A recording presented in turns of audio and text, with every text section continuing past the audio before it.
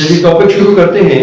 Topic का नाम है वर्क एट हाइट या फॉल प्रोटेक्शन। भाई फॉल जो है ये लीडिंग कॉज है।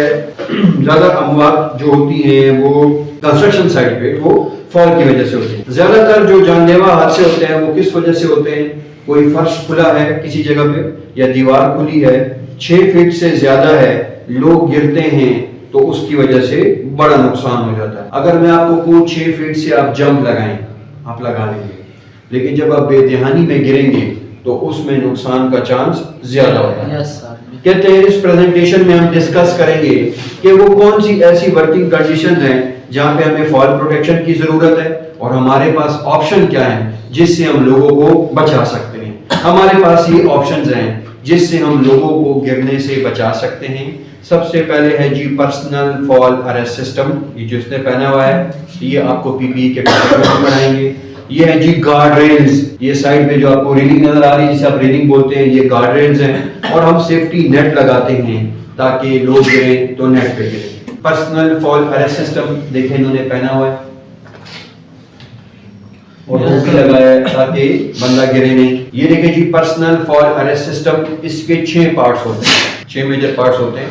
ये जो बेल्ट्स आपको चेस्ट पे नजर आ रही हैं और लेग्स पे नजर आ रही हैं इनको बॉडी हार्नेस बोलते हैं।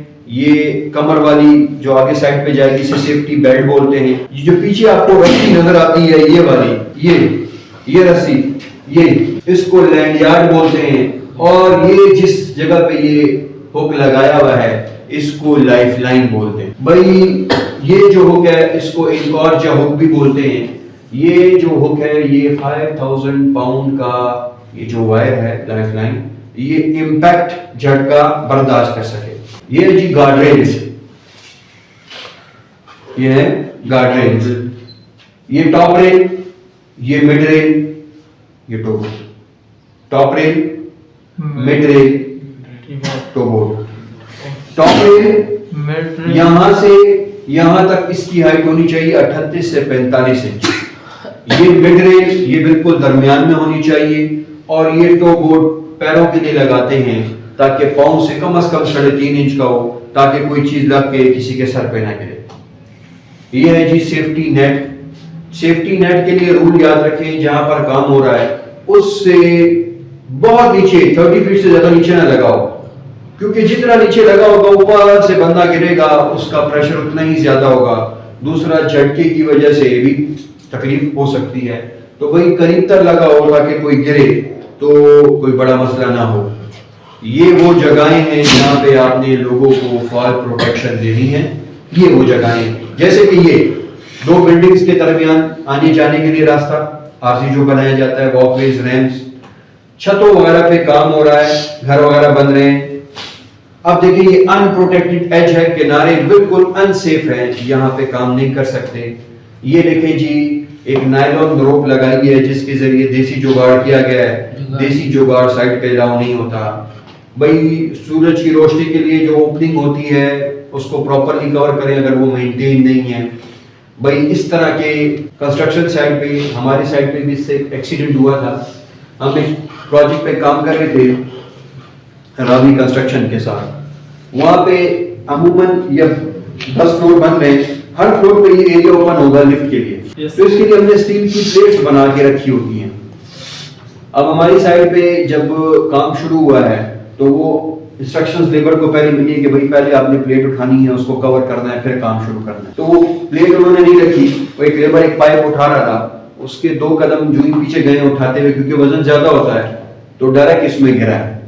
वो अच्छा है कि 8वें फ्लोर पे प्लेट थी, 8वें फ्लोर पे गिरा है, पसलियां लगी हैं। लेकिन अगर 8वें फ्लोर पे प्लेट ना होती तो ये डायरेक्ट पहले फ्लोर पे आता।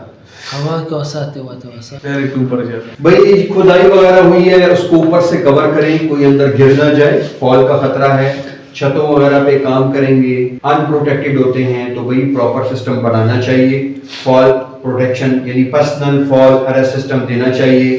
दीवारें वगैरह खुली हैं तो आपको चाहिए उसको गार्डरेल लगाकर प्रॉपरली कवर कर लें, ठीक है, ताकि बंद हो जाए। भाई लोगों को आपने ट्रेन करना है, उनको साइट के हजरत के बारे में बताना है। भाई सेफ्टी मॉनिटर इस्तेमाल करने हैं, ड्रोन्स का दौर है आजकल, ड्रोन्स के थ्रू भी मॉनिटर किया जाता है, लोगों को ट्रेन करेंगे, उनको साइड के खतरात बताएंगे, खतरात के के साथ साथ कम क्या करें जी। ये जो हुक है सर, ये तो जिपलाइन के लिए भी यूज होता है सर, यूज करते हैं। भाई खतरात को कैसे कम करेंगे, फॉल प्रोटेक्शन के लिए क्या क्या ऑप्शंस हैं वो भी आपको दिखाएंगे, उसके इस्तेमाल के बारे में भी इस्तेमाल करेंगे। छोटा सा गाइडलाइन थी वर्क एट हाइट के बारे में जो हमारे एक हजरत में शामिल है। और ये देखें जी, हाउसकीपिंग ठीक है, आपकी कंपनी में 70% एक्सीडेंट ऑटोमेटिकली कम हो जाएंगे अगर आपने हाउसकीपिंग को बेहतर कर दिया तो। समझ आ गई? 70% एक्सीडेंट ऑटोमेटिकली कंट्रोल हो जाएंगे अगर आपने हाउसकीपिंग को बेहतर कर दिया। हाउसकीपिंग के हवाले से हमारा एक छोटा सा टॉपिक होता है जिसको हम बोलते हैं स्लिप ट्रिप फॉल। क्या बोलते हैं? Slip trip fall. वो टॉपिक थोड़ा सा डिस्कस करते हैं। इस स्लाइड में हम डिस्कस करेंगे स्लिप ट्रिप फॉल, इसकी डेफिनेशंस, क्या नुकसान होता है उसकी वजह से, स्लिप ट्रिप फॉल की वजूहात क्या होती हैं, कहाँ पे रिस्क फैक्टर होता है और उसकी प्रिवेंशन के लिए हम क्या करें। भाई स्लिप कहते हैं फिसलना, रास्ते में ऑयल है, रास्ते में पानी है, स्लिपरी सरफेस है, स्लिप। ट्रिप ठोकर खा के गिरना, रास्ते में तार है, रास्ते में कोई पत्थर पड़ा है, रास्ते में खड्डा है, ट्रिप। फॉल ऊंचाई से गिरना, यहाँ पे किस चीज का खतरा है? ट्रिप फॉल,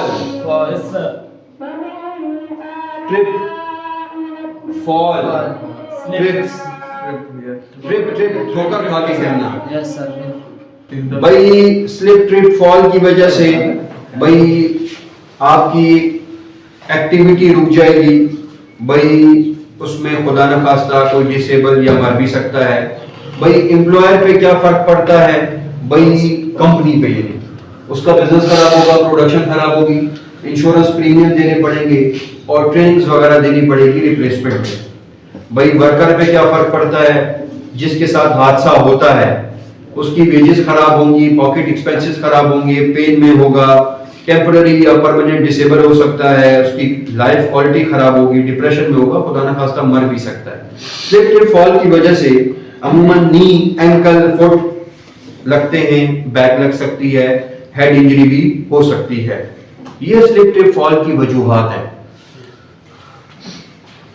एरिया स्लिपरी है, बारिश है या बर्फ पड़ी है, रास्ता टूटा हुआ है, खराब है, लाइटिंग ठीक नहीं है, नजर नहीं आया, स्टेयर्स पे रेलिंग वगैरह नहीं है, रास्ते में पानी वगैरह या मेट वगैरह की पोजीशन ठीक नहीं है, कारपेट की पोजीशन ठीक नहीं है, भाई खुद से शॉर्टकट लोगों ने बनाए हैं, रास्ते में तारे वगैरह हैं, तो उससे प्रॉब्लम बन सकती है।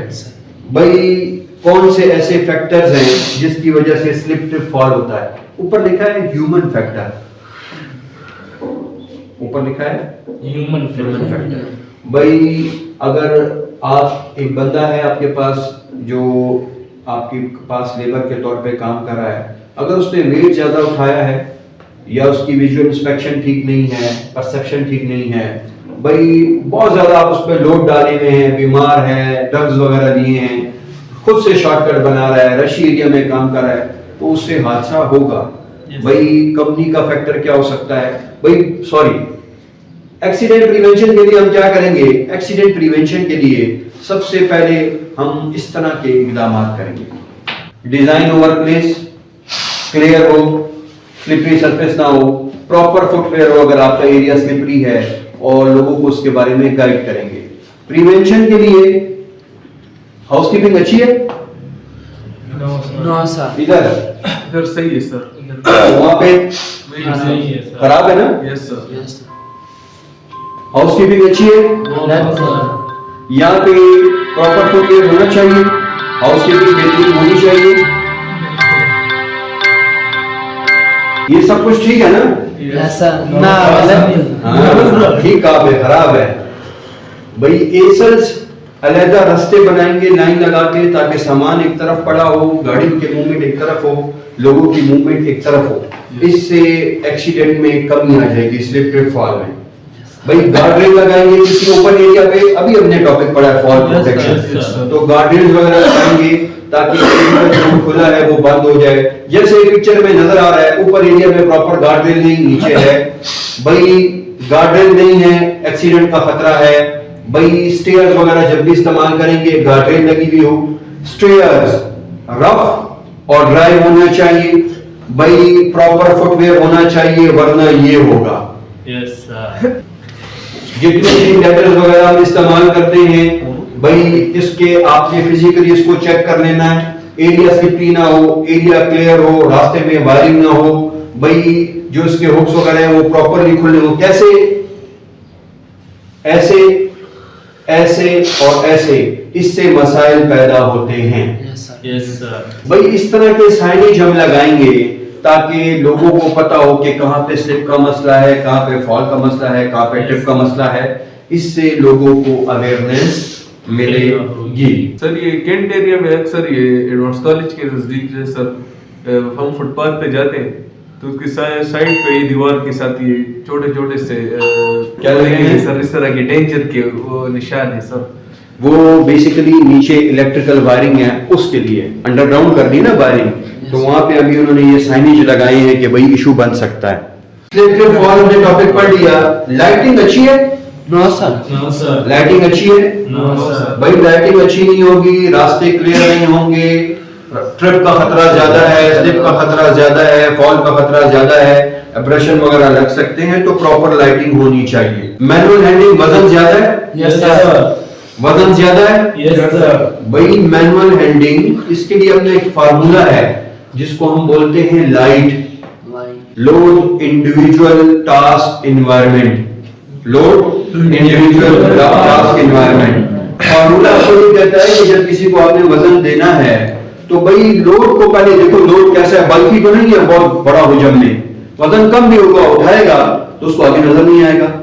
उसके एजेस को देखो, उसकी ग्रिपिंग को देखो, मेरी बात समझ आ गई? Yes sir. कि सेंटर ऑफ ग्रेविटी को देखो, ऐसा तो नहीं एक तरफ से बहुत भारी एक तरफ से हल्का है। दूसरे नंबर पे लोड के बाद आप इंडिविजुअल्स को देखो, उठाने वाले लोग कैसे हैं, उनकी फिजिक कैसी है, मोटे हैं क्या पतले, जेंडर को देखो, मर्द है क्या औरत, पाकिस्तानी है बंगाली है, ऐसा वजन तो जो अभी आप देख रहे हैं बहुत हैवी है, हमारे पठान भाई बहुत हैवी है और जान में भी है, आप उसको ज्यादा वजन दे रहे हो और एक बंदा कमजोर नजर आ रहा है, आप उसको कम दे रहे हो, नहीं, ऐसा वजन लो जो दोनों आराम से उठाएं, मेल और फीमेल लोग आराम से उठाएं, मोटा है पतला है उस चीज से उसको फर्क ना पड़े। Yes sir. इंडिविजुअल के बाद आप देखिए टास्क कैसा है, पहले आप लोड को देखेंगे, फिर इंडिविजुअल को देखेंगे, फिर टास्क को देखेंगे। टास्क कैसा है? स्टूपिंग, उठना है बैठना है, उठना है बैठना है, वजन कम दो, बेंड होकर काम करना है, वजन कम दो, फोर्स एक्सर्शन, जोर लगाकर काम करना है, वजन कम दो।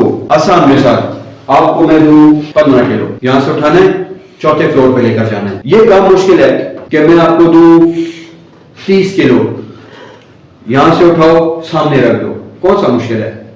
ऊपर जाना। टास्क मुश्किल है, वजन कम दो। Yes sir. टास्क के बाद लोड, इंडिविजुअल टास्क, एनवायरनमेंट को देखो, एनवायरनमेंट कैसी है, रशी एरिया है, रश ज्यादा है, भाई अनइवन ग्राउंड है, ट्रैफिक, लोगों की मूवमेंट ज्यादा है, वजन कम दो। मेरी बात समझ आ गई? इस फार्मूला को लाइट भी बोलते हैं, इस फार्मूला को टाइल भी बोलते हैं। Yes sir. ठीक है, task, individual, load, environment. Noise है? Yes sir. नॉइज है? Yes sir. भाई आपको मेरा अगला टॉपिक है खत्म होने के बाद पीपीई, पर्सनल प्रोटेक्टिव इक्विपमेंट। उसमें हमारे पास ये चीजें हैं, हम आपको फिजिकली यहाँ पे दिखाएंगे कि कितनी नॉइज जो है वो आपको नुकसान दे सकती है। उसके लिए प्रोटेक्शन के लिए क्या है, ईयर प्लग हम इस्तेमाल करते हैं, कैनाल कैप इस्तेमाल करते हैं, ईयर मफ इस्तेमाल करते हैं प्रोटेक्शन के लिए। प्लांट मशीनरी में इशू है? Yes sir.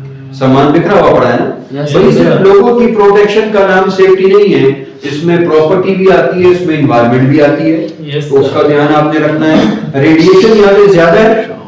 Yes sir. Radiation यहाँ पे है? Yes sir. रेडिएशन यहाँ पे है? Yes sir. भाई दो किस्म की रेडिएशन होती है, एक होती है आयोनाइजिंग, एक होती है नॉन आयोनाइजिंग।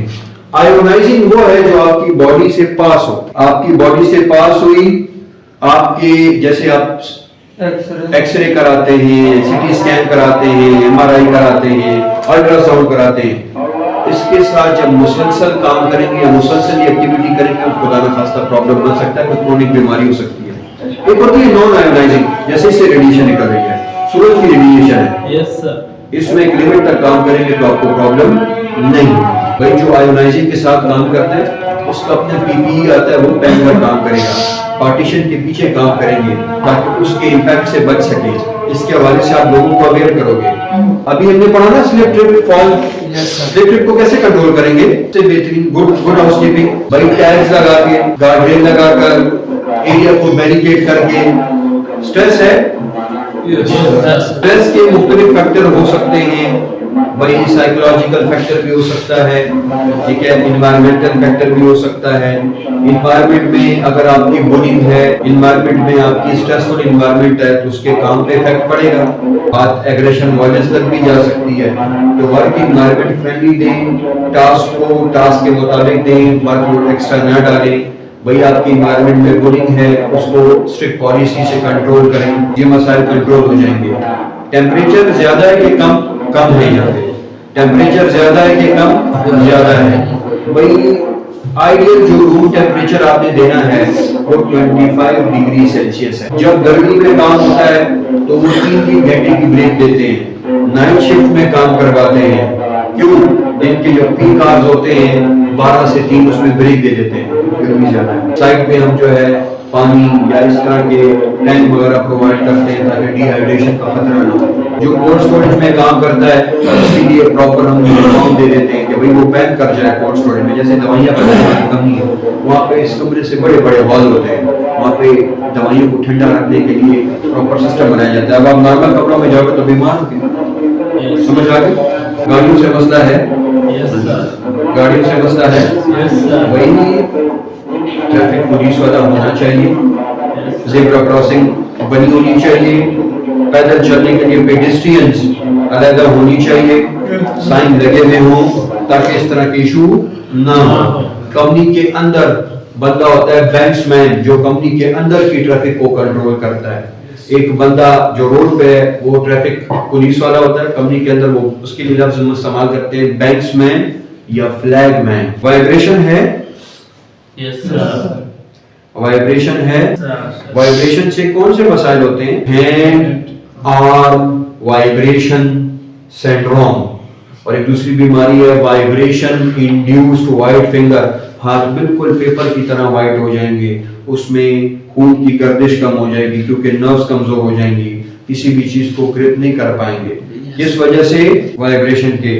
तो भाई इसके लिए क्या करेंगे? इसके लिए अपने ग्लव्स आते हैं, वाइब्रेशन इंड्यूस ग्लव या एंटी वाइब्रेशन ग्लव, पीपीई के टॉपिक में मैं आपको पढ़ाऊंगा, वो वाइब्रेशन के इम्पैक्ट को कम करते हैं। दूसरे इसके साथ साथ आप लोगों को रोटेशन में काम कराओ, 20 मिनट काम 20 मिनट वक्फा, 20 मिनट काम 20 मिनट वक्फा, इस तरह ये चीज कंट्रोल हो सकती है।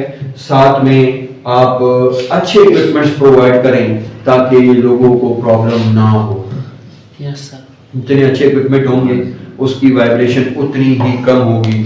और ये आपका मॉड्यूल खत्म हो गया। अभी तक हम कौन से टॉपिक पढ़ चुके हैं? अभी तक हम सबसे पहले why to manage safety, safety की अहमियत पढ़ चुके हैं। दूसरा हमने पढ़ा how to carry out risk assessment. Risk assessment किसे कहते हैं? Hazard, risk, livelihood, consequence, evaluate the risk, ये प्रॉपर प्रोसीजर हमने पढ़ा। फिर हमने कोई 23 हज़ार्ड, उस पे जो छोटे छोटे टॉपिक थे वो हमने पढ़े, जैसे फायर के हवाले से हमने टॉपिक पढ़ा, इलेक्ट्रिकल सेफ्टी के हवाले से हमने टॉपिक पढ़ा, स्लिप ट्रिप फॉल का हमने टॉपिक पढ़ा, वर्क एट हाइट का हमने टॉपिक पढ़ा। इस तरह कुछ मिला जुला के हमने टॉपिक पढ़े। अब आपके टॉपिक्स में एक टॉपिक रहता है जी PPE, पर्सनल प्रोटेक्टिव इक्विपमेंट। वो पीछे आपके सामने जितना भी सामान है उसको प्रैक्टिकली फिर हम देखेंगे।